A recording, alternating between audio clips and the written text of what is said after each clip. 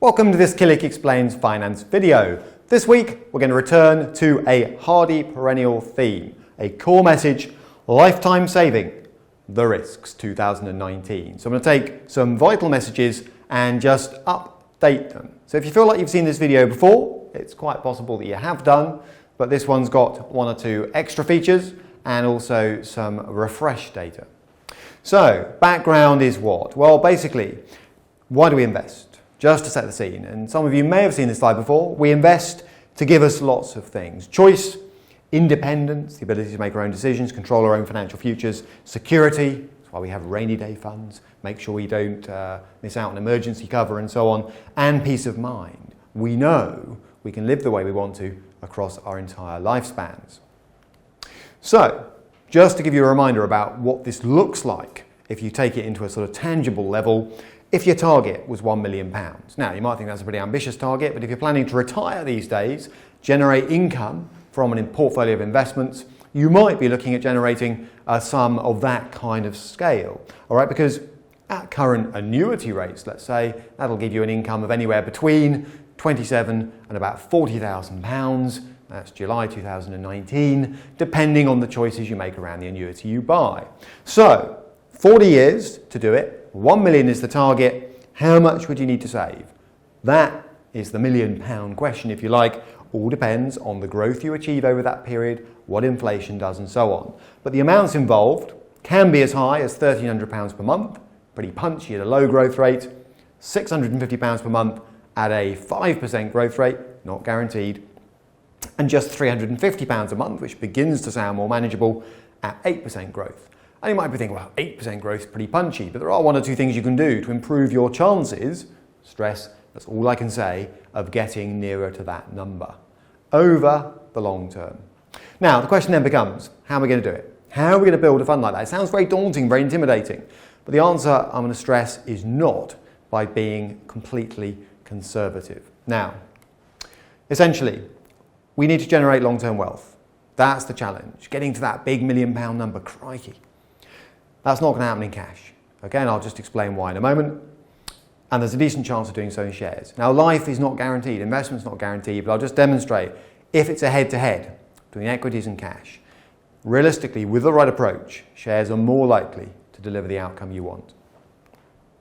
Now, I'm going to show this several ways. 3 different slides coming up. 3 big graphs coming up, but I will explain them as we go. Let's look at the FTSE All-Share. Now, why have I chosen the FTSE All-Share? It's the big UK index. It represents most of the companies that are listed in the UK. It's not as narrow as the FTSE 100. It's not as overseas focused as the FTSE 100, and versus cash. What would that look like? Well, let's make some assumptions. So we're comparing the FTSE All-Share. Now, I've chosen that index. I could have chosen others with cash. And what we're trying to do is look at what would have happened to a £25,000 investment. Now, the period I'm going to start at, that's a large amount of money. Doesn't matter what the amount of money is. Basically, if you had £25,000 to invest, what would have happened next? Now, hindsight's a wonderful thing, but we're going to draw some lessons from it nonetheless. So, pretty intimidating chart, but it's actually not as bad as it looks. Here we are starting back in the early 1970s. And there's a reason why I've chosen that, as you'll see in a moment. And we're ending right up basically at today, pretty much.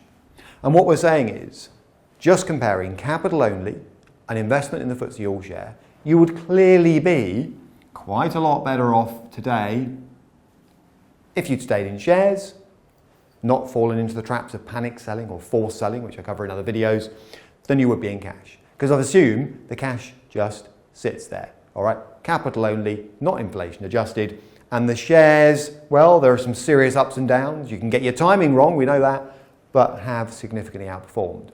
Now, what would have stopped you getting there? Well, there are several things. One of them is what I'm going to zoom in on now, which is what's going on here. You'll notice the green line, if you can see it, dips under the red line. So what's happening there?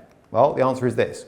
That was the early 1970s, the biggest stock market crash in most people's memories, if you can go back that far, when the stock market basically, in a matter of a few years, lost you 2/3 of your money, just like that.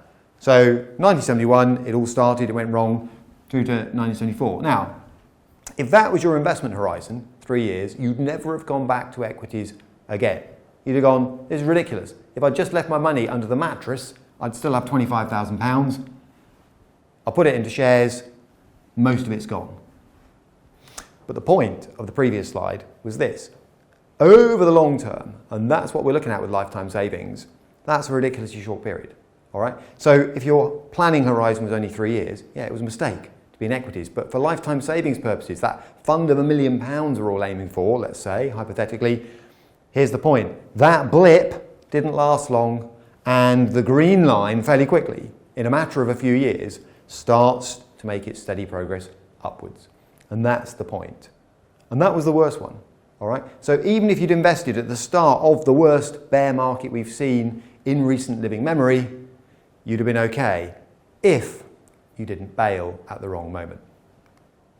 Now what about inflation adjusted? Some people will be saying, hang on a minute, there's inflation, isn't there? Yet there absolutely is. So really, we could look at that again using inflation adjusted numbers. Now an inflation adjusted number is what? If you're getting a return of say 5%, making up this number, and inflation's running at 2, your real inflation adjusted return is 3, not 5.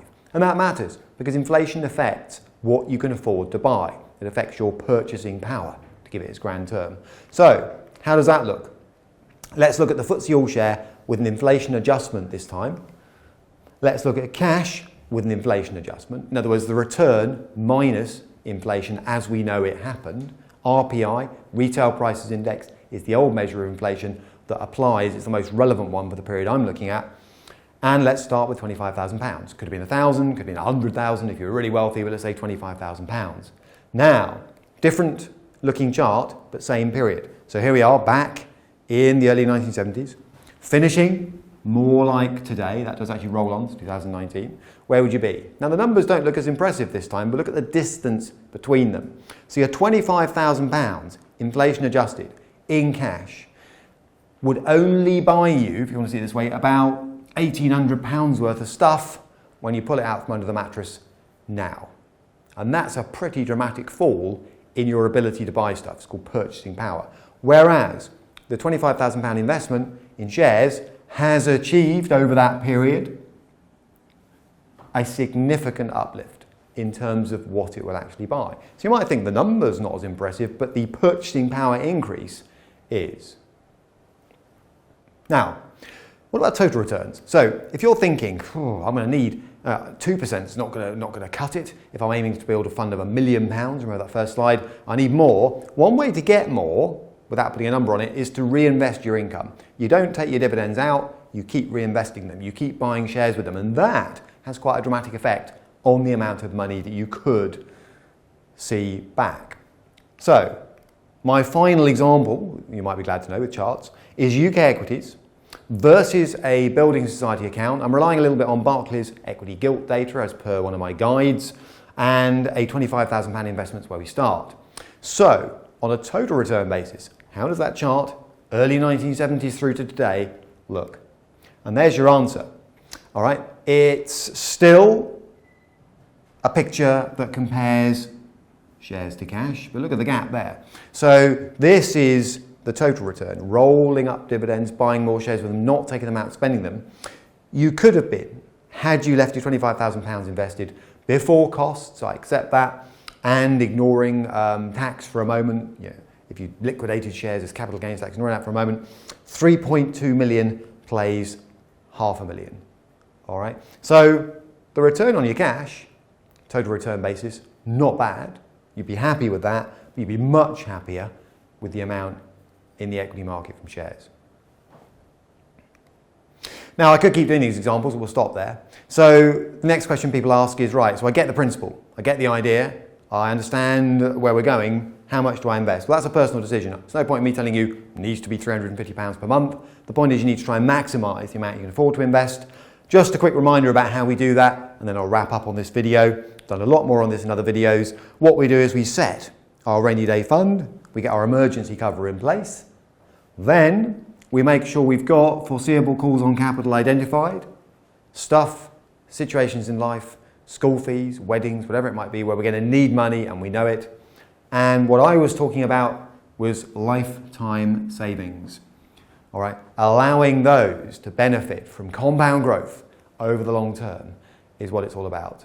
Now, there are things that can go wrong, but if you get the approach right, there is no reason why you can't get some significant long-term tailwinds from equity investing.